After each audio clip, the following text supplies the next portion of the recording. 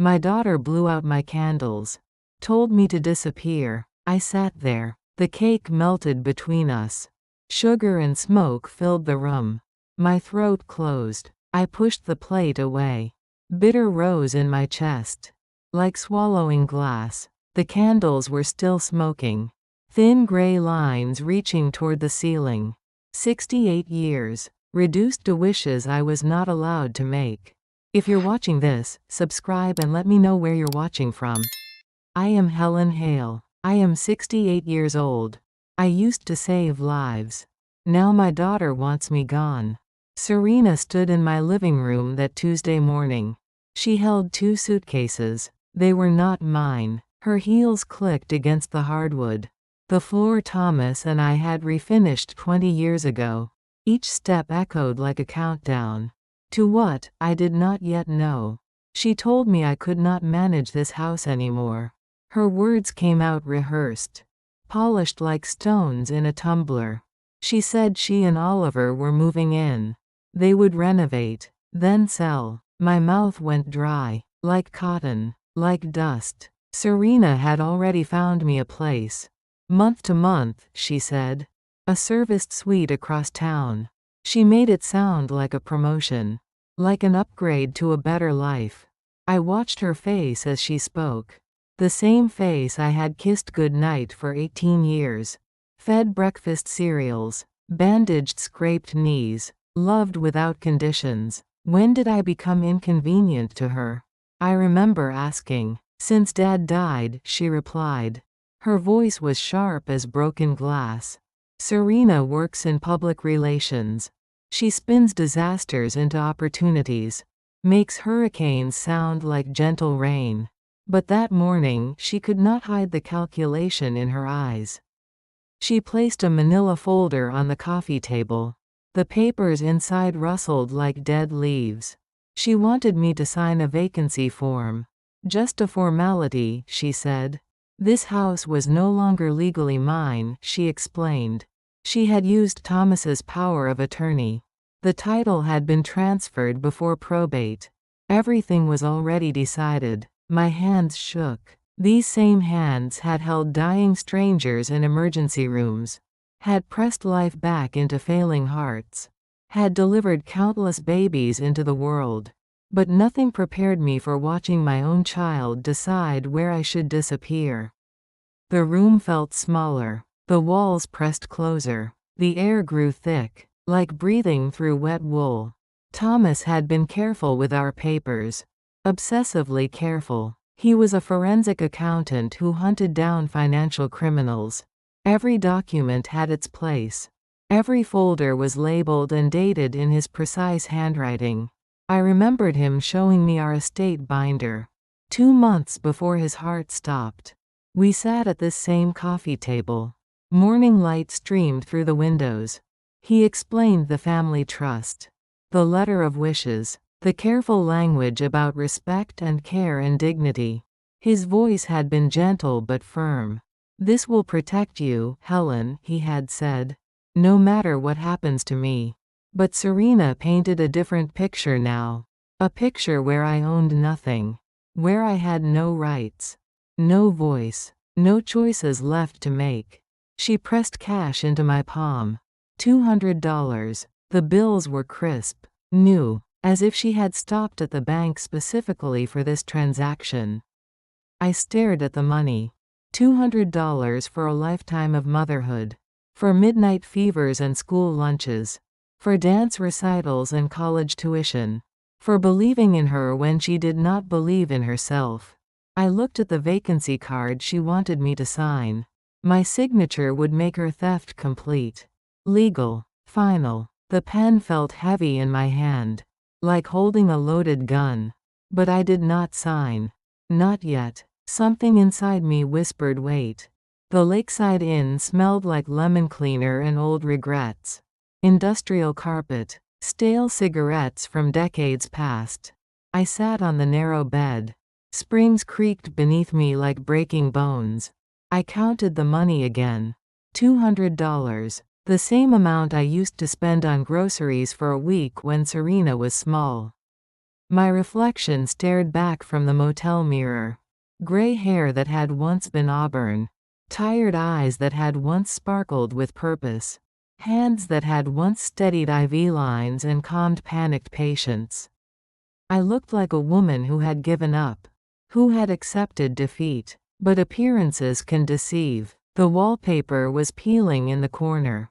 Flowers that had faded to ghosts. Like everything else in this place. Like everything I was supposed to become. I picked up my phone. The screen was cracked from when I dropped it at Thomas's funeral. I dialed information, asked for Edith Lang's office. Edith had been our family attorney for 30 years. Steel hair pulled back in a perfect bun. Kind eyes behind wire-rimmed glasses. A voice that could cut through lies. Like a scalpel through skin. The receptionist sounded surprised when I gave my name. "Mrs. Hale," she said. They had tried to reach me. The trust reading was scheduled for last week. A trust reading. Thomas had mentioned this. The formal gathering where his wishes would be read aloud. Where beneficiaries would learn their inheritance. I asked why I had not been notified. Serena told them I was traveling, the woman explained. Said I was visiting relatives in Florida. Taking time to grieve. Traveling. The word tasted like metal in my mouth. Like blood from a bitten tongue. I made an appointment for the next morning. 9 o'clock sharp. Then I sat in that cramped motel room. Watched the sun set through thin curtains. Curtains that had seen better decades. Like everything here. Like me. Cars passed on the highway outside. Strangers going somewhere. Anywhere. I envied their motion. Their purpose. Their certainty about their destination. For the first time since Thomas died, I felt something other than grief. Something stirring in my chest. Sharp. Clean. Familiar. I felt angry. Anger was different from grief. Grief was heavy, pressing down like wet blankets. Anger was light, sharp. It cut through the fog that had clouded my thinking for months. My daughter thought I was weak, broken by grief, ready to fade quietly into whatever corner she chose for me, ready to sign papers without reading them, to accept charity without question. She had miscalculated. I had spent 40 years as an emergency nurse. I knew how to fight for what mattered. How to make split-second decisions when lives hung in the balance. How to stay calm when chaos erupted around me. My own life was hanging in the balance now. And I was done being the patient. I was ready to be the doctor again. The motel room had 2 windows. One faced the highway. One faced the parking lot. I chose the highway window. Watched the headlights stream past. Each one a story. A person with somewhere to go. Something to do. Tomorrow I would have somewhere to go to. To Edith's office. To learn what Thomas had really left behind. To discover what my daughter had really taken. The ice machine hummed in the hallway. Cars shifted gears on the interstate. The world kept moving, even when mine had stopped. But stopped was not the same as finished. I was still here, still breathing, still capable of learning the truth. The truth has its own weight, its own gravity, its own power to change everything. Tomorrow I would find out what the truth weighed. Tonight I would rest, gather my strength, prepare for battle, because that was what this was becoming. A battle for my own life. And I had no intention of losing. Edith Lang's office had not changed in 30 years. Dark wood paneling, thick carpet that swallowed footsteps. The smell of old leather and fresh coffee. The scent of permanence. She looked exactly as I remembered. Steel gray hair pulled back severely. Wire-rimmed glasses perched on her nose. Eyes that could see through excuses and half-truths. Edith stood when I entered. Extended her hand. Her grip was firm, reassuring, like shaking hands with certainty itself. She told me she had been worried. That she had tried to reach me multiple times after Thomas died. The trust reading should have included me. I was the primary beneficiary. Primary beneficiary. Those words had weight, had meaning, had power. My chest tightened, not with fear this time, with possibility. Edith gestured to the chair across from her desk. The same chair where Thomas and I had signed our wills, where we had planned for our future, our security, our protection. She opened a thick file folder. The papers inside were crisp, official. They bore Thomas's signature in his careful script. The true documents told a different story than Serena's version. A devastating story. The Hale Family Trust granted me the house for life. Not just until Serena decided otherwise. For life. The words were clear, unambiguous, written in language that could not be twisted. I also inherited 75% of all assets. Investment accounts, savings, the rental properties Thomas had quietly accumulated over the years. Serena's inheritance was substantial, $8 million, but it came with conditions. Specific conditions about treating her mother with dignity and respect. Edith pointed to a clause buried in the legal language. The money would be released in stages. Tranches, she called them. Each payment required proof that Serena was honoring her father's wishes. My hands trembled as I read. These were not the papers Serena had shown me. Not even close. Not even real. Edith explained that power of attorney dies with the person who grants it.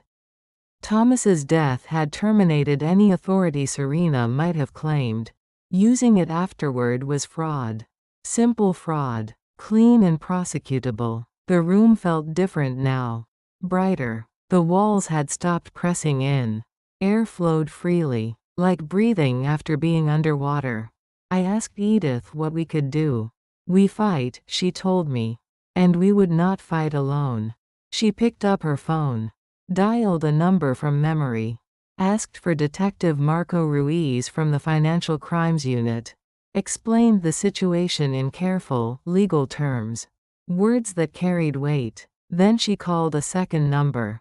Noor Patel, a private investigator, someone who specialized in family financial abuse, who understood how children could become predators. Both would meet us that afternoon. The investigation would begin immediately. Edith walked me through what would happen next. Holds placed on bank accounts. Subpoenas issued to financial institutions. Preservation orders to prevent further document destruction. She mentioned that fraud leaves footprints.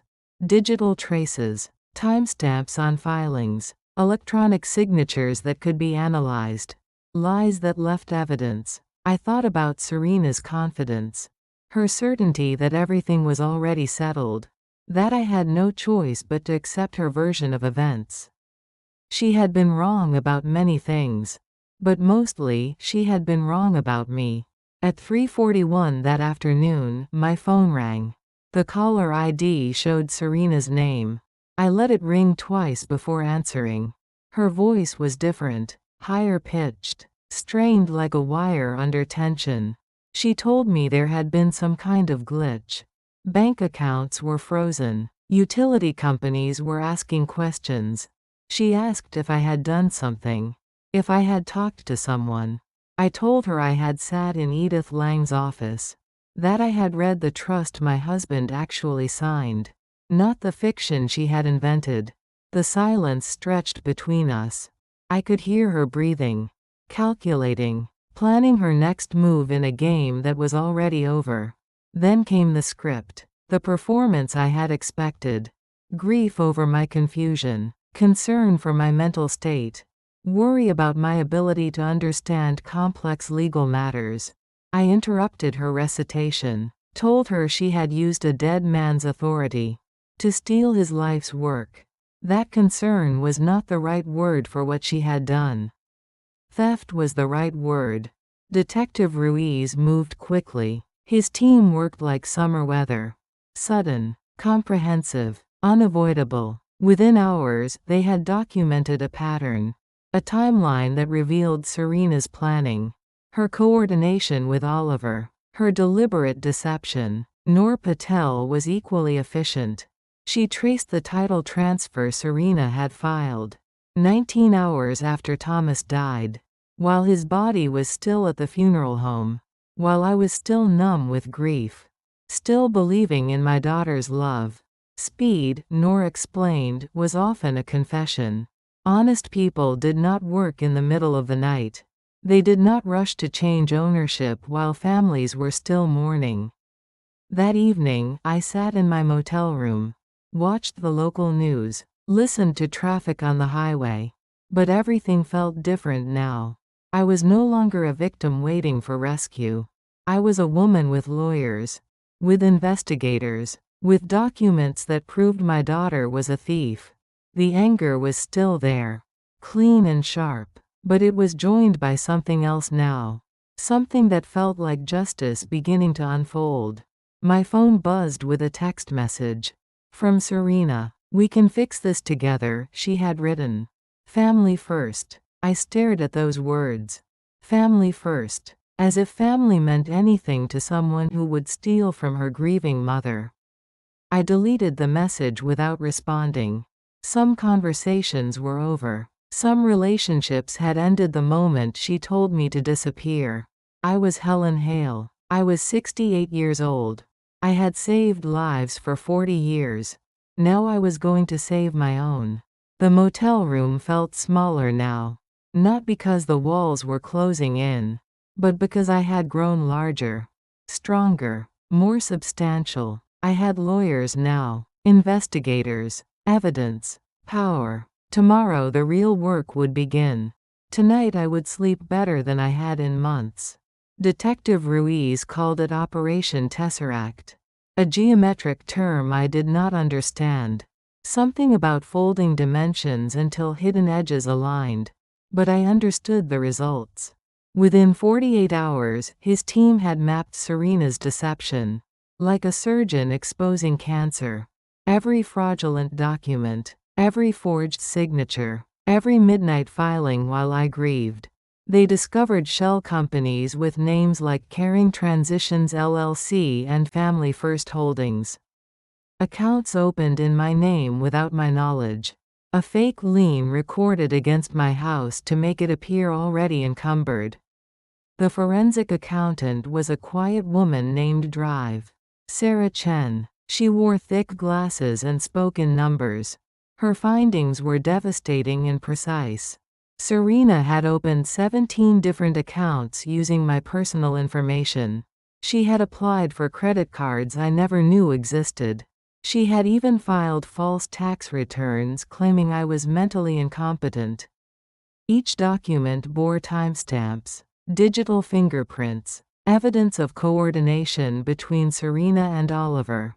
Dr. Chen showed me spreadsheets that revealed the scope of their planning. They had been preparing for Thomas's death for months, maybe years. The cruelest discovery was a medical evaluation Serena had commissioned. A psychiatrist had declared me unfit to manage my affairs. The doctor had never met me, never spoken to me, never even seen my medical records.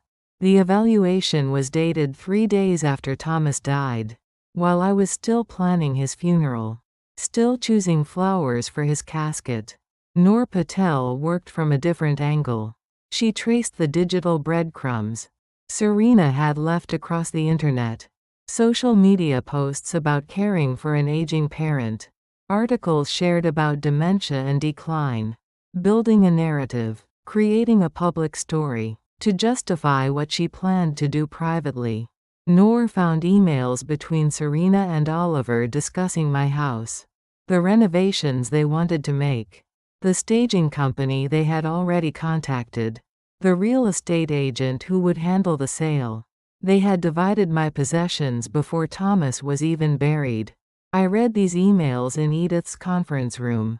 The words cut like glass. My daughter discussing my furniture as if it were already hers. My life reduced to line items in a business plan. But anger was no longer my primary emotion. Something colder had taken its place. Something more purposeful. Justice has its own temperature. Its own weight. Its own gravitational pull. That evening, Oliver called my phone. I recognized his voice immediately. Smooth, professional, calculated like a chess move. He told me that legal pathways existed to resolve our misunderstandings. That publicity would hurt everyone. That I should think of the grandchildren. I reminded him that the grandchildren were not the ones who had forged signatures, who had stolen from their grandmother while she grieved. His tone shifted then, became more urgent. He mentioned settlement options, generous offers, ways to make everyone comfortable.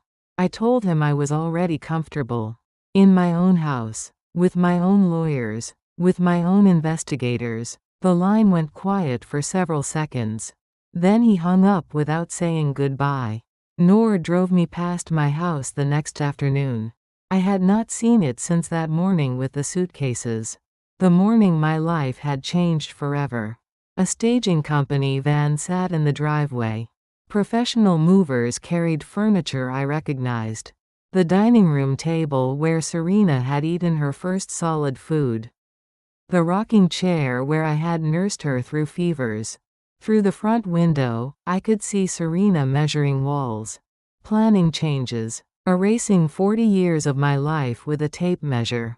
She had not bothered to wait for probate. Had not considered that I might fight back.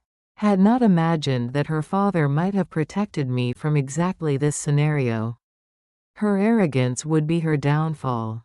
If you're watching this, subscribe and let me know where you're watching from. Detective Ruiz called that evening with an update.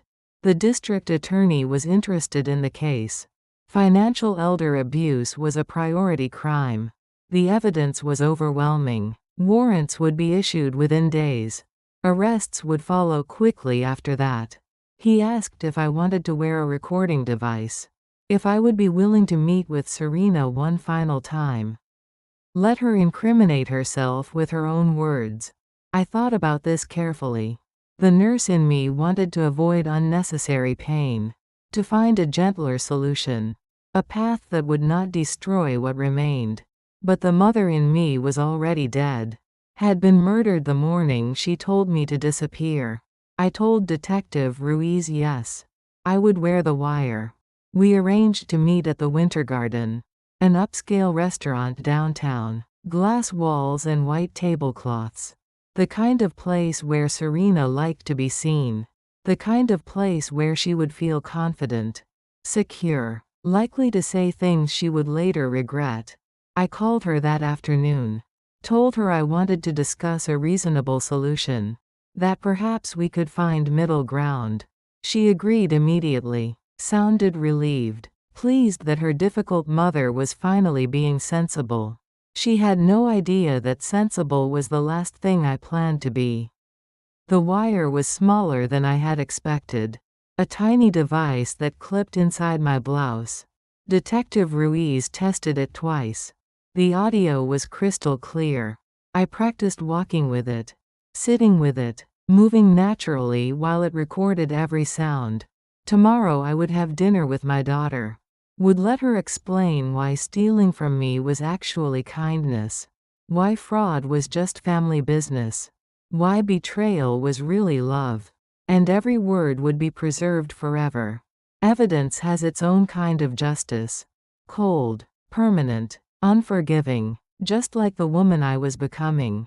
The Winter Garden restaurant rose from the downtown street like a crystal cathedral. Glass walls, white stone, light that seemed to come from everywhere and nowhere.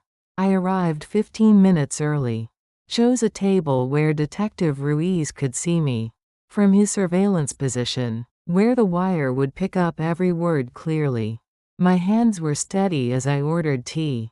Earl Grey, the same blend Thomas and I had shared every morning for 30 years. The server was young, efficient. She did not look at me the way people sometimes look at elderly women. As if we were invisible, irrelevant, ghosts haunting our own lives. Today I was anything but invisible. Serena entered like she was walking a red carpet. Designer dress, perfect makeup. Hair that had cost more than my weekly grocery budget. She kissed my cheek. The gesture felt rehearsed, empty, like air kissing air. Oliver followed 2 steps behind. Expensive suit, confident smile, the kind of man who had learned to weaponize charm. They sat across from me. The table suddenly felt smaller, more intimate than I wanted. Serena immediately began her performance. Concern for my well-being, worry about my living situation, love mixed with gentle correction. She told me she had spoken to a lovely assisted living facility. Tours were available. Financial arrangements could be simplified. I listened without interrupting. Let her words flow into the recording device. Each syllable another nail in her legal coffin. Oliver opened a leather portfolio. Inside were documents printed on heavy paper. Settlement agreements, custody transfers, papers that would make their theft official. He explained their generous offer. A condominium in a senior community. Professional management of my affairs. All I had to do was sign. Accept their version of my future. Stop asking difficult questions. I sipped my tea. Let the silence stretch between us. Like a wire under tension. Ready to snap. Then I told them about my visit to Edith Lang's office. About the real trust documents.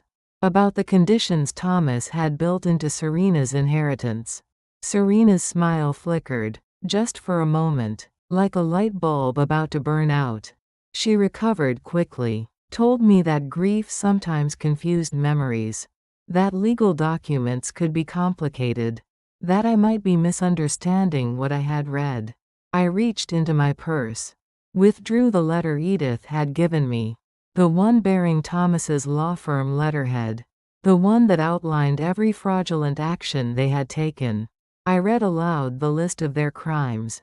Wire fraud, elder abuse, identity theft, forgery. The color drained from Oliver's face. His confident smile disappeared completely.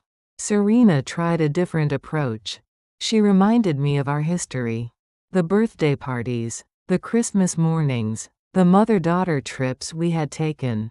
She asked when I had become so suspicious, so willing to believe lawyers over family. I told her the answer was simple. The moment she told me to disappear. That was when the mother-daughter relationship had ended. When she had chosen theft over love. Money over respect. Oliver leaned forward. His voice became urgent, practical. He talked about publicity. About how criminal charges would hurt everyone. About thinking of the grandchildren's future. I reminded him that he had already thought of the grandchildren. When he helped forge documents in their grandmother's name. When he participated in stealing their inheritance. The restaurant continued its elegant hum around us. Other diners enjoying their meals. Unaware that they were witnessing a confession. Because that was what this had become. A confession wrapped in justifications. Serena's composure began to crack. She spoke faster. Her voice rose slightly. She explained how difficult it had been to watch me struggle after Thomas died. How she had only wanted to protect me from complex decisions. From the burden of managing property and investments. She made it sound like kindness. Like rescue. I asked her about the shell companies. About the fake medical evaluation. About the credit cards opened in my name. Her explanations became more elaborate. More desperate. She talked about temporary arrangements. About protecting assets during probate. About consulting professionals who had advised her. Every word was being recorded. Preserved. Analyzed. Oliver tried to regain control. He suggested we could resolve everything quietly. Privately, without involving courts or prosecutors. I told him it was too late for private solutions. That Detective Ruiz was already building his case. That warrants would be issued soon. The silence that followed was different from the earlier ones. Heavier, more final, like the silence after a death. Serena's mask finally slipped completely. Her voice became sharp, accusatory. She asked how I could do this to my own family. I looked at her across the white tablecloth. This woman who had grown in my body, who I had fed and protected and loved unconditionally for 37 years. I told her she had stopped being family the morning she brought suitcases to my house. When she decided I was too much trouble to love properly. That stealing from me was not family business. It was just business. Oliver gathered their papers, made excuses about other appointments, about lawyers who needed to be consulted. They left without paying for their drinks. I sat alone at the table for several more minutes. Finished my tea, watched the light change through the glass walls. Detective Ruiz appeared at my elbow, asked how I was feeling. I told him I felt like someone who had just performed surgery. Exhausted but precise, sad but necessary. The operation was complete. The cancer had been exposed. Now it was time for the healing to begin. I removed the wire in the restaurant bathroom, handed it to Detective Ruiz like a nurse returning surgical instruments. The recording would be transcribed, analyzed, used to build an airtight case. Justice has many tools, but sometimes the most powerful one is simply letting guilty people talk. They had talked enough for one lifetime. The arrests happened on a Tuesday morning. Crisp autumn air, leaves turning gold outside my motel window. Detective Ruiz called at 7:15. His voice was professional but satisfied. Warrants had been executed. Serena and Oliver were in custody. The charges read like a shopping list of betrayal, wire fraud, elder abuse, identity theft, conspiracy, forgery. Each count carried years in prison. Decades if the prosecutors were aggressive. I dressed carefully that morning. Navy blue dress. The pearl earrings Thomas had given me for our 20th anniversary. Armor disguised as jewelry. The press had found the story. Financial crimes involving a public relations executive made headlines. Cameras waited outside the courthouse. Reporters asked questions I did not answer. They called it the Winter Garden arrests, as if the restaurant had committed the crime. By afternoon, Serena's agency had lost 3 major clients. Oliver's fintech company placed him on indefinite leave. Their professional lives crumbled faster than their legal defenses. I felt no satisfaction, no triumph, only the hollow ache of necessary surgery. Edith called that evening. Her voice carried news I had not expected. There was more I needed to know about Thomas, about his work, about the money that would now return to me. We met in her conference room the next morning. The same room where I had learned about Serena's theft, where I had discovered Thomas's protection.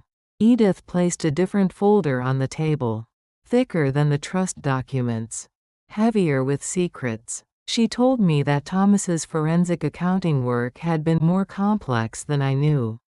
He had not just audited crooked books. He had cooperated with federal investigators, Interpol, the FBI, international task forces hunting money launderers and tax evaders. My husband had been more than an accountant. He had been an undercover asset, a man who could trace dirty money through clean institutions. The revelation hit like cold water. 43 years of marriage. I had never known. Edith explained that his cooperation had been classified, protected. Even I could not be told while he was alive. The consulting fees he earned, the reward payments from successful prosecutions, the mysterious business trips that lasted weeks, all part of a larger mission. Our money was not just clean. It was justice money, payment for helping catch thieves much worse than our daughter. Edith showed me bank records spanning decades, payments from the Treasury Department, the State Department, international law enforcement agencies. Thomas had been fighting criminals his entire career, people who stole from nations, from pension funds, from families like ours. The irony was sharp enough to cut. His own daughter had become exactly what he spent his life hunting. Noor brought additional evidence that afternoon. Financial records Oliver thought he had deleted. Email chains between Serena and luxury real estate agents.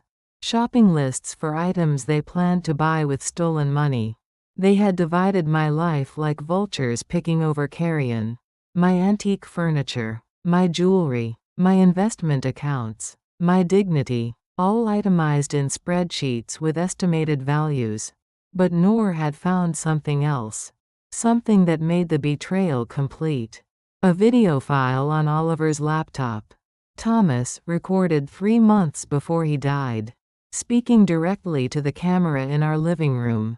Edith played the recording on her conference room screen. My husband's voice filled the air. Strong, clear, alive. He looked tired in the video. Older than I remembered. But his eyes were sharp. Determined. Uncompromising. Thomas spoke directly to Serena. Told her he knew about the shell companies she was creating. The fake medical evaluations she was arranging. The plans she was making. He had been watching her. Gathering evidence. Preparing for exactly what had happened. His voice was gentle but firm. He told her he loved her. That he had always loved her. But that love did not mean accepting theft. He warned her about the trust conditions. About the consequences of mistreating me. About the choice she would have to make. Dignity was not negotiable, he said. Family meant protection, not predation. The video ended with a promise. If she chose greed over love, she would lose everything. Not just the money, but the family she was destroying. I watched my dead husband deliver justice from beyond the grave. His final gift to me was not just protection. It was proof that he had seen what was coming.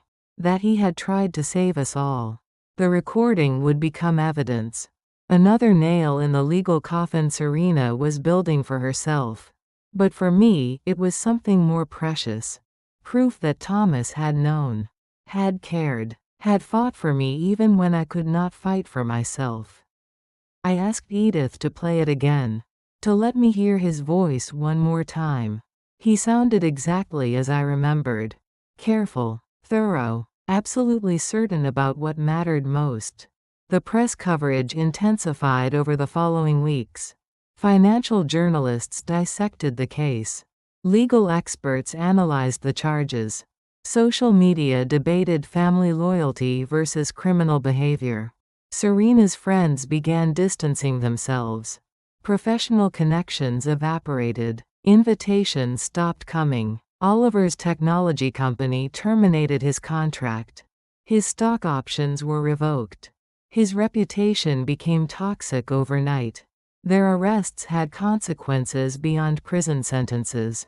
They were losing the life they had tried to steal from me. I returned to my motel room each evening.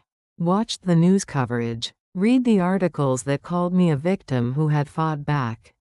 But I did not feel like a victim anymore. I felt like a woman who had discovered her own strength. A woman whose husband had loved her enough to protect her from their own child. A woman who was ready to go home. 6 months passed. The house remembered my footsteps again. Each board knew the weight of my return. The walls exhaled when I turned the key. I was home. The front room had been Thomas's study. Maps spread across his desk. A compass that always pointed true north. His careful handwriting in the margins of financial reports. I cleared it all away. Made space for something new. A reading chair by the window. Light that fell just right at 3 o'clock. Books I had not touched in years. The leather binding on my old nursing textbooks had cracked. But the knowledge inside was still true. Still mine. The kitchen stopped bracing for photographers. No more staging company vans in the driveway. No more strangers measuring my memories. Just coffee brewing at dawn. Just the sound of my own breathing. I stopped jumping at footsteps that were not mine. The refrigerator hummed the same tune it had for 15 years. The clock ticked exactly as it should. Even the loose floorboard by the back door kept its familiar creak. These were the sounds of my life returning to me. The mailbox filled with different kinds of letters now. Some from Serena, written on county jail stationery.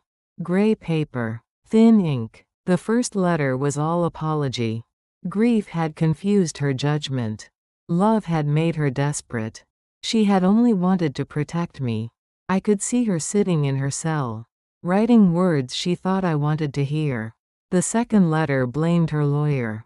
Bad advice. Misunderstood documents. A series of unfortunate mistakes. That one made me laugh. A bitter sound in my empty kitchen. The third letter was about the grandchildren. How they missed their grandmother. How family should forgive family. She used their names like weapons. Sarah's dance recital. Michael's soccer season. Children who had become strangers while their mother became a thief. I read each one carefully. Then I filed them in a folder marked evidence. The fourth letter was different. Shorter. Written in her own handwriting instead of typed. She asked if I remembered teaching her to ride a bicycle. How patient I had been. How I had run alongside her until she found her balance. She wondered when I had stopped running alongside her. When I had let go. I remembered that summer afternoon.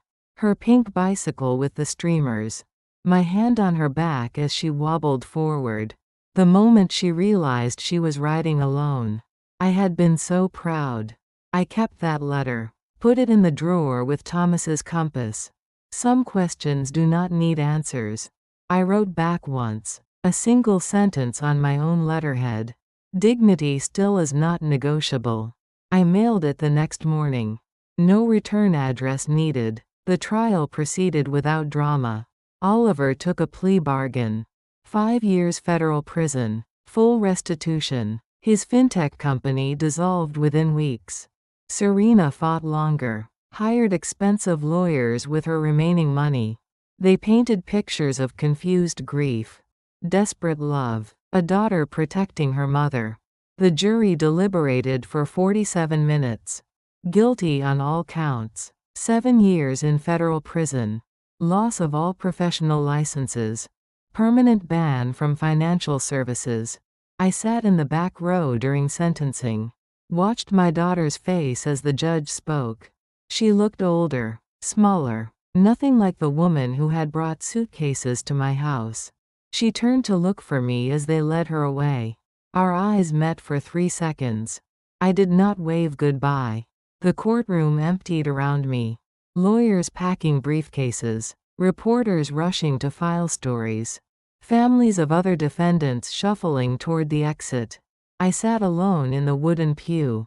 Felt the weight of 40 years of motherhood settling on my shoulders. The woman they were taking away was not the child I had raised. She was someone else entirely. Someone who had worn my daughter's face while planning my destruction. I stood slowly. My knees protested. The arthritis that had been manageable was getting worse. But I walked out of that courthouse on my own 2 feet. Under my own power. Edith was waiting in the hallway. She offered to drive me home. I accepted. The word home still felt new in my mouth. We drove through the city in comfortable silence. Past the motel where I had counted $200. Past the winter garden where everything had changed. The house came into view. White columns. Red brick. Windows that reflected the afternoon sun. It looked exactly as it should. Like a place where someone lived. Where someone belonged. If you're watching this, subscribe and let me know where you're watching from. Edith helped me create something meaningful from the legal victory. The Hale Fund for Elder Defense. Grants for seniors facing paperwork predators. Money for lawyers who would fight for the forgotten. The fund opened with a simple mission statement. Dignity is not negotiable. Family should mean protection, not predation. Within a week, applications started arriving. Seniors from across the country. Stories that sounded familiar. Children who had become thieves. Spouses who had become strangers. Friends who had become predators. The first recipient was an 80-year-old man in Phoenix. His nephew had emptied his bank account. Claimed it was for his own good. We hired him a forensic accountant, a private investigator, a prosecutor who specialized in family theft. The nephew was arrested within a month. Justice has its own mathematics. What goes around comes around. The numbers always balance eventually. The second case was a grandmother in Maine. Her daughter-in-law had forged her name on mortgage documents, stolen her house while she was in the hospital. We got her house back, put the daughter-in-law in prison, returned the grandmother to her own front porch. By Christmas, the fund had helped 37 families, recovered $4 million, sent 12 thieves to prison. Each case file told the same story with different names. Trust betrayed, love weaponized, family becoming predator. I kept a photo on my desk. All 37 families standing in front of their own homes, in their own lives, in their own dignity. Some victories are measured in dollars recovered, others in souls restored. Noor volunteers at the fund office every Saturday. She brings coffee and case files. Stories of children who steal from parents, spouses who forge signatures, friends who become thieves. She says the cases are all different, but the betrayal tastes the same. Detective Ruiz sends postcards from his vacations. Always the same message. Keep breathing, Helen. Keep breathing. I understand what he means. Survival is an active choice. Something you have to practice every day. Like physical therapy for the soul. Stretching muscles that have forgotten how to trust. Strengthening bones that have learned to bend. The house settled into new rhythms. Morning tea instead of coffee. Music instead of silence. Windows open instead of curtains drawn. I planted flowers in the front garden. Daffodils that would bloom in spring. Thomas had always meant to do that. Never found the time. The soil was harder than I expected. Rocky. Unforgiving. My knees protested against the kneeling. But I kept digging, kept planting, kept believing in spring. Each bulb went into the ground like a promise. A commitment to the future. To still being here when they bloomed.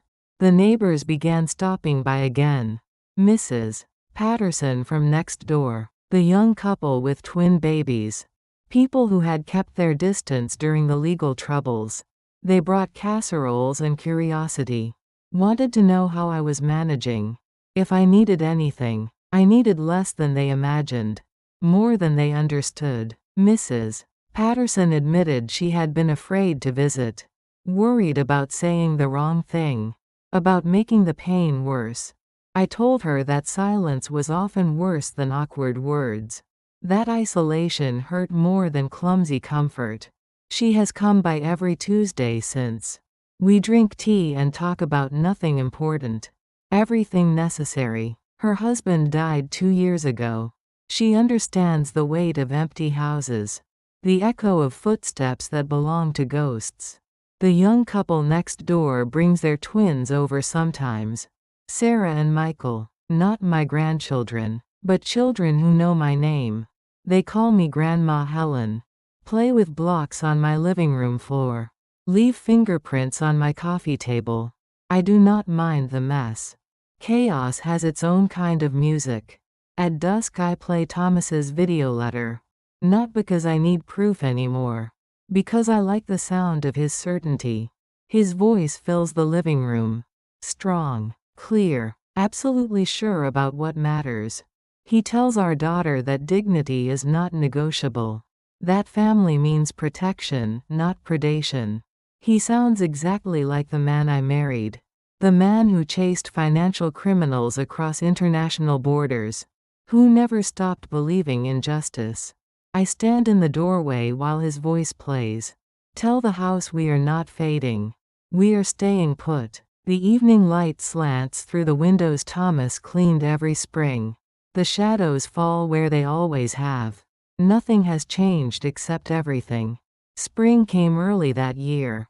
The daffodils pushed through frozen ground. Yellow blooms against gray earth. Beauty insisting on itself. I cut some for the kitchen table. brought the outside in, made the house remember what hope looked like. The fund office moved to larger quarters. More staff, more cases, more victories measured in families restored. A reporter from the Washington Post came to interview me. Wanted to know how it felt to turn personal tragedy into public service. I told her it felt like breathing. Natural, necessary, something you do to stay alive. She asked if I was angry at Serena, if I would ever forgive her. I explained that forgiveness was not the right word. Serena had not made a mistake. She had made choices, dozens of them, over months and years. Each choice had moved her further away from the daughter I knew, closer to the stranger who had brought suitcases to my house. You do not forgive cancer. You remove it. You survive it. You build your life around its absence. The reporter seemed uncomfortable with this answer. She wanted redemption, reconciliation, a neat ending where love conquered all. But some stories do not end with forgiveness. They end with justice, with boundaries, with the quiet satisfaction of being left alone. The article ran on the front page of the Sunday edition. The headline read, "Elder Fights Back, Finds Her Voice." I framed it, hung it in the fund office next to the photo of the 37 families. By the first anniversary of the arrests, the fund had grown beyond what I imagined. Offices in 12 states, a legal staff of 40 attorneys, a database of recovered assets exceeding $50 million. We had put 67 family thieves in prison, returned stolen dignity to 412 seniors. The numbers mattered, but the stories mattered more. Like Martha from Oregon, whose son had stolen her wedding ring while she was unconscious in surgery. We got it back, put him in jail, made sure she could wear it to her 90th birthday party. Like Frank from Texas, whose daughter had forged his name to sell his farm, the land his grandfather had homesteaded. We reversed the sale, prosecuted the daughter, helped Frank plant corn again at 84 years old. Each victory was personal. Each case was someone's life returned to them. I kept a journal of the thank you letters.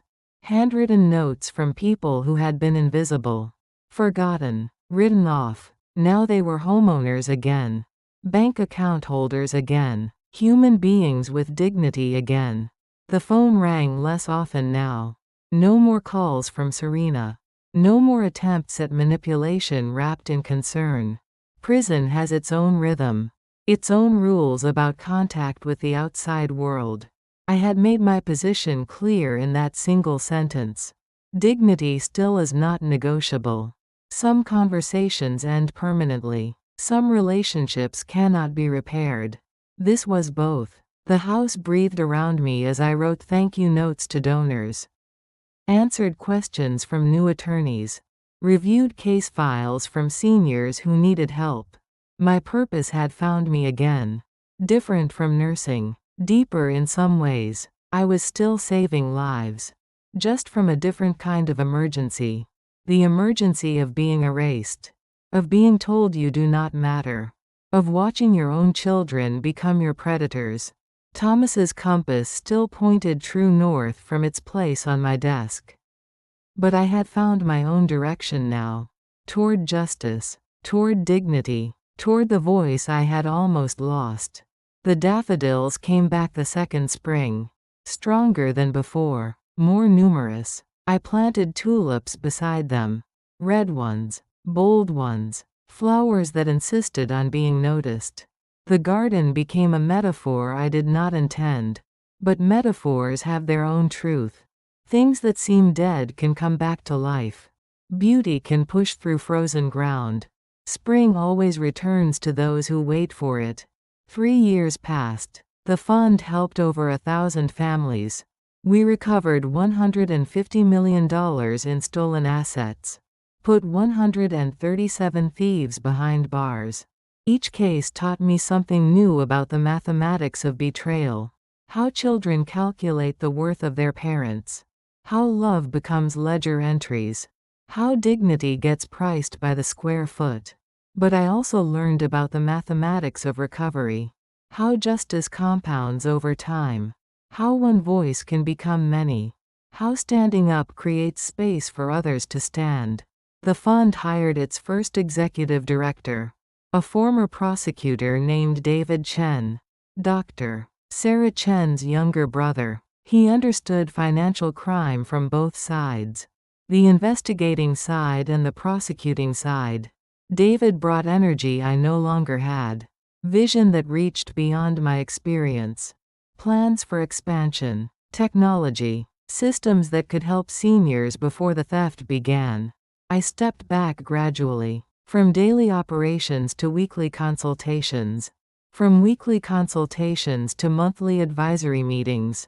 The fund no longer needed me to survive.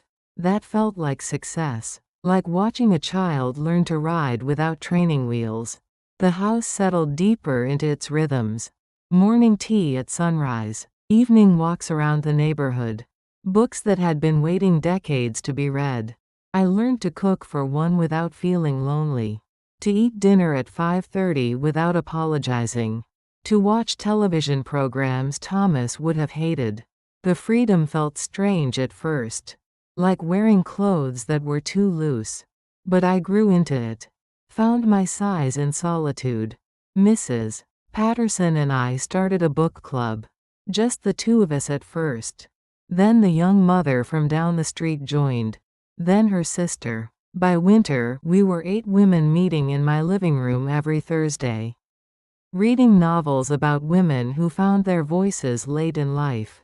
Stories that felt familiar. Comforting. True. The grandchildren I had lost were replaced by neighborhood children who adopted me. Sarah and Michael next door. Emma from across the street. Jake, whose mother worked late shifts. They brought drawings to put on my refrigerator. Stories to tell over milk and cookies. Problems that seemed huge to them but were easily solved with band-aids and patience. I realized I had become the grandmother they needed. Not the one biology had assigned. But the one choice had created. Sometimes the families we choose are stronger than the ones we inherit. The 4th letter from Serena arrived on a Tuesday. 18 months after her conviction. Different paper this time. White instead of gray. Personal stationery instead of jail supplies. She was being transferred to a minimum security facility. Good behavior. Educational programs. She had earned her real estate license. Planned to work in property management when she was released. The irony was not lost on me. Property management. Managing what belonged to other people. At least this time it would be legal. The letter asked if I would visit. If we could talk. If healing was possible. She had been in therapy. Had learned about boundaries. About the difference between helping and controlling. She wanted to make amends. Not for her sake. For mine. I read the letter 3 times. Then I put it in the drawer with the others. Some questions answer themselves with time. I drove past the prison on my way to the fund office the next week. Gray walls. Razor wire. Guards in towers watching everything and nothing. I did not stop. Did not slow down. Did not look for her face in the windows. Some chapters close themselves. Some stories end with silence. This was one of them. Spring came again. The tulips and daffodils bloomed together now. A riot of color against the dark soil. Beauty multiplying itself. I hired a gardener to help with the heavier work.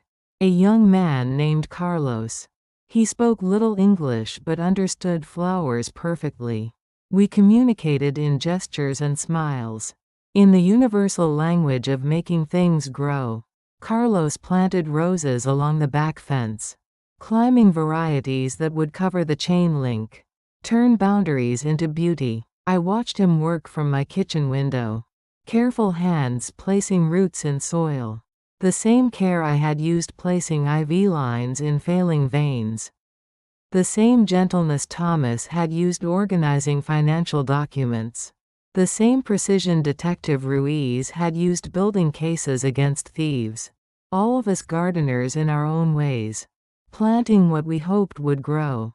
The 5th anniversary of Thomas's death passed without ceremony. I spent the day at his grave. Brought flowers from the garden he never saw. Told him about the fund. About the families we had helped. About the house that still remembered his footsteps.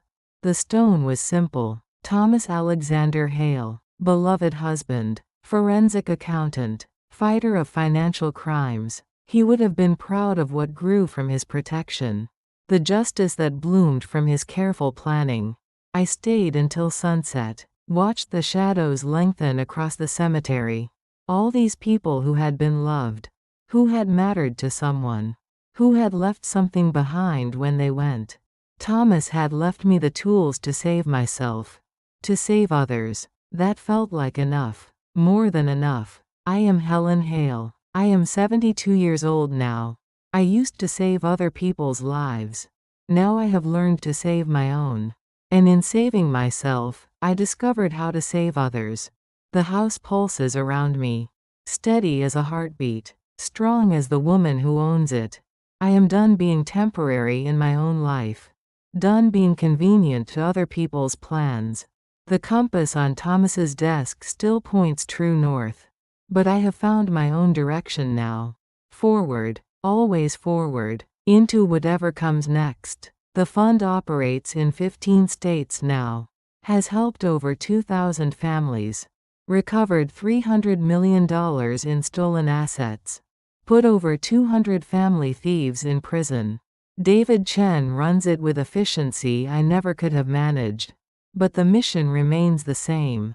Dignity is not negotiable. Family should mean protection, not predation. I serve on the board now. Meet quarterly to review cases and approve expansions. Listen to stories that still sound familiar. Children who become thieves. Spouses who become strangers. Friends who become predators. But I also hear new stories. Seniors who fight back from the beginning. Who know their rights. Who refuse to sign papers they have not read. Who call lawyers before their children call moving companies. Prevention feels different from rescue. Cleaner, more hopeful, like vaccination instead of surgery. The neighborhood book club has grown to 12 women. We meet in rotation now. Different living rooms, different cookies, same hunger for stories about resilience. Last month we read a novel about a woman who discovered her husband's secret life. After 30 years of marriage, after thinking she knew everything about him, the discussion was heated. Some women thought she should have known, should have seen the signs, should have been more careful. I disagreed. I had been married to Thomas for 43 years. Never knew about his undercover work with international law enforcement. Never suspected the danger he faced. The criminals he helped catch. Love does not come with X-ray vision. Trust is not the same as naivety. Sometimes the people we know best are the ones who surprise us most. For better, and for worse, the young families on the street have changed. Sarah and Michael moved to California. Emma started high school. Jake's mother remarried a man with 3 children. But new children have appeared. Toddlers who need grandmothers. Teenagers who need someone to listen without judgment. I have become the neighborhood constant. The woman who has always been here. Who will probably always be here. That feels like a purpose I did not expect. A role I did not audition for. But one that fits better than I imagined. The last letter from Serena arrived 6 months ago. She had been released early. Good behavior. Completed education programs. Paid full restitution. She was working for a property management company in another state. Living in a studio apartment. Driving a used car. Starting over at 43. The letter was different from the others. Shorter. More honest. She did not ask for forgiveness. Did not request visits. She simply told me she understood now. What she had tried to take. What she had actually lost. She ended with a single sentence. I am sorry I told you to disappear. I kept that letter. Put it with the bicycle story in the drawer. Some apologies come too late to change anything. But they still have weight. Still matter to the person who offers them, even if they do not matter to the person who receives them. I never wrote back. Some conversations end with silence. But silence can be its own form of communication. Its own kind of answer. The garden has become my masterpiece. Roses climbing the back fence. Tulips and daffodils in spring. Summer herbs in raised beds. Fall chrysanthemums in every color. Winter evergreens for structure. Something blooming in every season. Beauty that insists on itself. Carlos and I work together twice a week now. He brings his lunch. We eat sandwiches in the shade. Talk about soil and weather and timing. He tells me about his family in Guatemala. His children who want to be doctors. His wife who sells vegetables at the farmer's market. I tell him about the fund. About seniors who need protection. About the mathematics of justice. How it compounds over time. He nods when I explain dignity. Says it in Spanish. Dignidad. The word sounds stronger in his language. More musical. We agree that some things translate perfectly. Others get lost. But dignity travels well. Crosses borders. Speaks every language. At night I sit in Thomas's chair. Read books he would have enjoyed. Listen to music he would have tolerated. Watch the garden he never saw. The compass on his desk still points north. But I have found my own coordinates. Latitude of independence. Longitude of purpose. Altitude of hard-earned wisdom. I am exactly where I belong. In my own house. In my own life. In my own skin that has learned to feel at home. The phone rings less often now. Mostly fund business. Book club planning. Neighbors who need small favors. Normal sounds of a normal life. Sometimes I miss the urgency. The sense of fighting for something essential. But mostly I appreciate the quiet. The space to breathe without holding my breath. The permission to exist without justifying my existence. Next month I will turn 73. I am planning a small party. Book club women. Neighborhood families. David Chen from the fund. Detective Ruiz if he is not on vacation. Nor if she is in town. People who chose to know me. To include me. To see me as I am. Not as someone's mother or wife or victim or burden. Just as Helen. The woman who learned to save herself. Who discovered that saving yourself sometimes means saving others. That dignity really is not negotiable. The cake will have 73 candles. I will blow them all out. Make wishes that are mine to make. Dreams that belong to no one else. The smoke will rise toward the ceiling. Thin gray lines reaching up. Like prayers. Like hope. Like the future I am still writing. I am Helen Hale. I am almost 73 years old. I used to save lives. Now I save dignity. Starting with my own. The house breathes around me. Steady and sure. The compass points north. But I have found my own true direction. Home. Always home. To this life I built from the ashes of the one that burned. Forward. Always forward. Into whatever comes next. The daffodils are already pushing through the soil. Planning their return. Spring always comes to those who wait for it. And I have learned to be very, very good at waiting. For justice. For healing. For the next chapter of a story that is finally, completely mine.